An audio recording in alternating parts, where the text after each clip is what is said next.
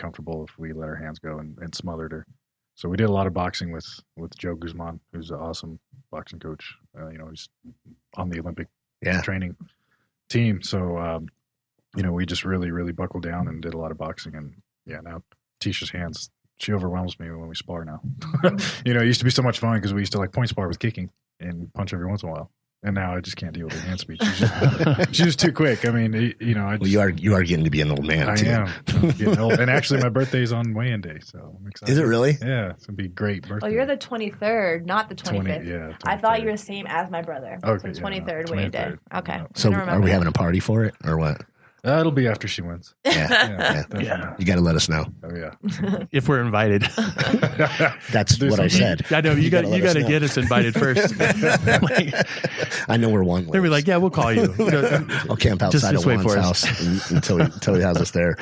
So a couple of things. I mean, there's a lot of controversy. I mean, throughout the UFC with USADA and all of that. What is your opinion of USADA? And do you feel like they harass and they over test or anything like that? I wouldn't call it harassment, but I was the most tested athlete of 2000. One of the most tested athletes of 2017. Mid 2017, I was the most tested athlete with 10 by already July, and then by the end of it, I think I was like second probably with 14 tests, and it should have been 15, but one day they didn't catch me at home. We were traveling to Florida. So they definitely like to come visit me, but... Why do you think that is? Do you think they're profiling because of your physique? I definitely think so. Because there's lots of other girls who have barely been tested. Like last year, maybe they were tested like 4 or 5 times compared to my 14. So, but it is what it is. They can come whenever they want. But recently, they've changed some things with their IVs and their CBD ban because it doesn't do anything for fighting, Yeah.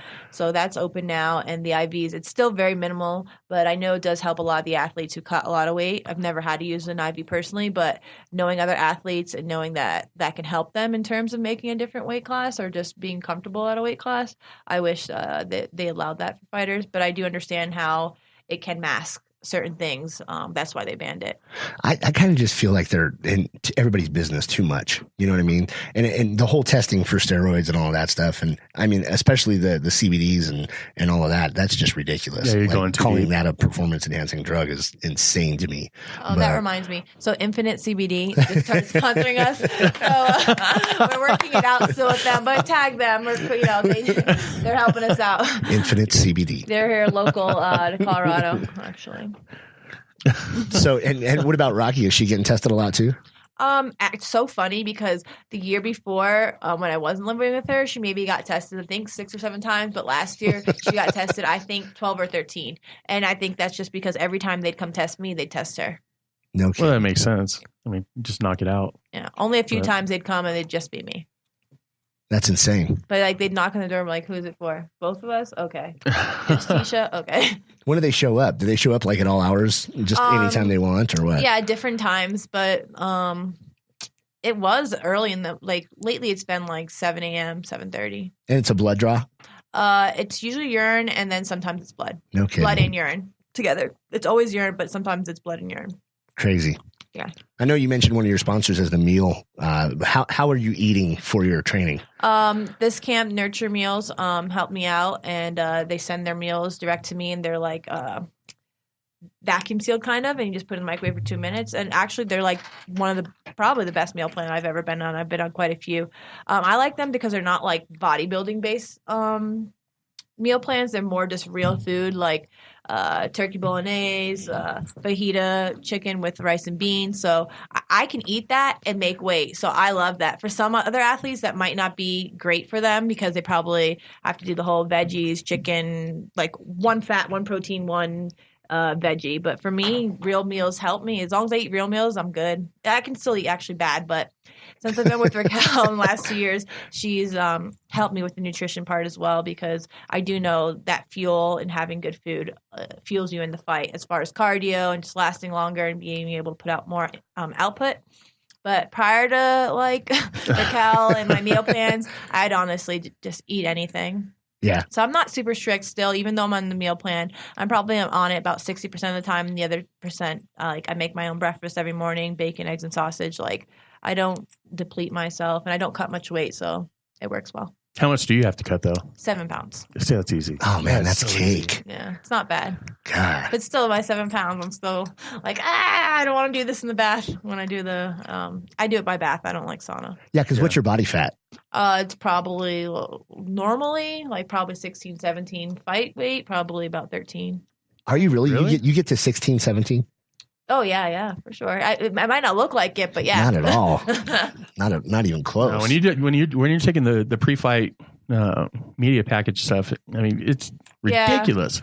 I'm pretty like muscular all the time. Like it doesn't really go away, especially my arms. Have you always been like that? I mean, I've seen pictures of you when you were a kid. Yeah, and you had like shoulders and you had everything. Does that come from the parents or? I'd say parents a little bit, but a lot martial arts as well. Just growing up, but. I'd say genetics because otherwise I'd probably be a little bit bigger in terms of what I eat when I do eat really bad.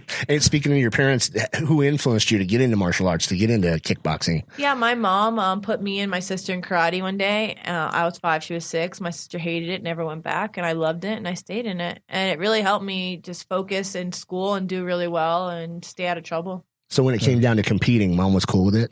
Oh, yeah, she loves it. She had no problem with it? Yeah, no, she comes to the fights. Most moms be like, my baby's getting hit in the face. There's no way. No, I compete against boys in point sparring growing up, so that's I did point sparring before I even did like forms, katas. So I've been getting hitting little boys since I was little boys. They're all little boys. How old were you when you first started getting into actual like amateur fights, MMA and stuff like that? How did that transition? Yeah, my first like amateur fight, I was 19. It was I think my sophomore year of college, and I wanted to actually get into boxing. Went to a boxing gym, and there was a guy there, and he was the Muay Thai instructor. And he's like, no, you should do Muay Thai because I came from karate. I think kicks were good. I'm like, all right, I'll try this. So I actually never had a boxing match, and I had 20 Muay Thai K1 fights, like kickboxing. I prefer kickboxing over Muay Thai. At that time, I didn't like the clinch. Now, obviously, I have to like it because I'm MMA. But I was 16-4 in Muay Thai. I did pretty good as an amateur. And then I was dating somebody who was doing jiu-jitsu. So I started that in like 2008. And I was doing pretty good. And then he's like, let's try doing MMA. So I tried that. And there's just more opportunities at that time for MMA. And it was growing. Women are getting into it. So I went 7-0 within, I think, 10 or 11 months. Invicta started, the women's professional organization, Invicta Fighting Championships. Thank you for opening the doors for us women. Absolutely. Because at that time, that was 2012, when I'd had my first pro fight, girls weren't in the UFC yet. You know, Dana was, I'm not going to let any women in the UFC. Totally against it. That was our basically the best option, the cream of the crop at Invicta. They called me, so I made my pro debut. I went 4-0, and one night Dana White called me, and I was just laying in bed, and he said, welcome to the UFC. You're going to be on the season 20 of The Ultimate Fighter, and that kind of changed my life. Did you have to apply for that or anything, or was that just straight up? They just scouted invite, you and invite only? Yep, invite only. There were 16 girls that season. Like there's usually 16 fighters. 8 of us were just scouted from Invicta, sent in, and then the other 8, they had open tryouts for them to get into the house. Awesome. Yeah. Did you have any MMA like idols that when Gina Carano was fighting, were you like looking at Gina going, I want to be that? Or I liked Gina Carano back then, but I was more into the Muay Thai girls. So like Caitlin Young, she ended up doing Invicta as well. So I'd look at her. Actually, Felice Herrig, I used to watch her on YouTube on Fight Girls, Master Toddy's Fight Girls, when she used to do that. So that's how I'd get a lot of my female fights because they weren't on TV, so I'd Google it, and it's a lot of kickboxing. So I was still doing kickboxing. And then in Invicta, I actually got to, it was kind of my idol fight. When you say your rivals become your idols, or your idols become your rivals, I'm sorry.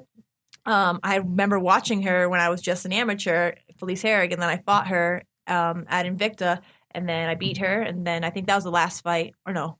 Yeah, that was my last fight before I went to the UFC. Amazing. Yeah, and that was the Leslie Smith main event on that one. Was that card? Yeah. So I remember that one because I was happy because I used to train Leslie for a little while. Oh, yeah? Yeah. But I was looking at your record, and I think it's funny. We had Angela Magana. Really? On she wasn't here. No, she was via Puerto Rico. Via the phone. Yeah. When was that? How long ago was that? You can hear it. You can hear it in her voice. Well, then it's a good thing that I'm bringing it up. Is she Puerto Rican? I don't she's Mexican. even know. She's Mexican. I mean, her family's from Mexico. At least, I don't know. That's what she says. Huh. Mind you, we are friends with her on Facebook. A lot of it is just more entertainment purpose. Oh, okay, yeah, she's definitely probably way more entertaining than I am. It's definitely funny. Well, and I say that because you've obviously, kicked the crap out of Beck Rawlings. And they're best friends, and I kicked the crap out of Angela Magana. Yeah, I know. That was my that was my debut into the UFC. Right. So, I mean, do you guys still have a feud? I mean, Beck Rawlings is kind of I don't know. I mean, she's really. Is she? I don't think she's gonna last. I don't have a feud with any of them. Actually, it's funny because back when we went into the house, I didn't really know. Well, I guess I did know her. I knew her from Invicta, and one time at Invicta, she brought me and India Gomes these little Australian. What are the koalas? Like little animal trinket. She got to us. So she was super nice at Invicta. And when I saw her going into the house, we were doing our medicals before we got in the house, and we were getting MRIs done. And like I said earlier, I'm claustrophobic. I didn't really realize it too much until that time. And I started crying because I didn't want to do this. And I literally, at that time, I had a manager. I called my manager. I'm like, hey, I can't do this. What else can I do? He's like, well, if you don't do it, you're not going to get in the house. So I had to do it. And when I came out, she could tell I was crying. She's like, hey, is everything okay? And she was kind of comforting me. And then in the house, I took this spot of her opponent after I'd lost in the house, and I got back in, and she thought I knew it already. So from there, she kind of got an attitude at me, which is really weird. And I go ahead and fast forward, I fight her again in the UFC. And I beat her there, and I fight her again in the UFC, and I beat her again. And after the fight, she's, nice again. So, I don't have anything wrong with her. I never had anything wrong. I like her, and I think she's, a talented fighter. So I don't have I never really have any beef with anybody. It's really weird. Sometimes girls will get beef with me, but rarely. But yeah. Who do you think is a talented fighter? Who do I think? Yeah. The top 5 girls. Are we talking about Angela that you think is a talented fighter, or are you talking Angela about Magana? Yeah. She's not right. No, obviously no. In all honesty, she's obviously talented. She made her way to the UFC, so she's a lot more talented than the average Joe Smo train and stuff like that. But is she quality, top 10, top 15, top 20? No. But she is a talented fighter. She is actually one of the kind of, I don't want to say pioneers, but kind of. She's been in the sport for a really long time. She has been in the sport for a while. She's had a lot of fights. So, kudos to her for still, trying to make it. Yeah, and we're not here to talk shit about her. She was actually a really good guest and on the phone too, with us. She's funny. I really think these girls do it for the Conor McGregor effect, to get out there, their name and stuff like that.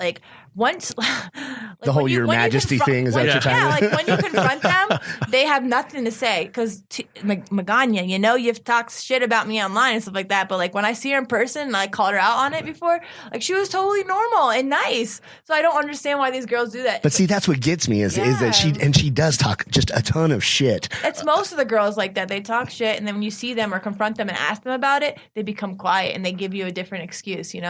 So it just is what it is. It's like a Ric Flair persona, you know what I mean? You're playing 2 parts, and she said that with us too. Yeah, but it's okay, whatever. As long as you just don't be fake. I just don't like when you're fake. I don't know. I think a lot of the girls are fake. Yeah, I don't think there's a reason to the talking I'm gonna do is just with my fists in the cage, Well, and you have that right because you're pretty damn good at it. You're soon to be champ. Yeah. So I have no doubt in my mind. If anything, whatever happens with Rose, and I know that's what's going to be next. You have a tough opponent in front of you, that's for sure. Adraja she's a beast too. Mm-hmm.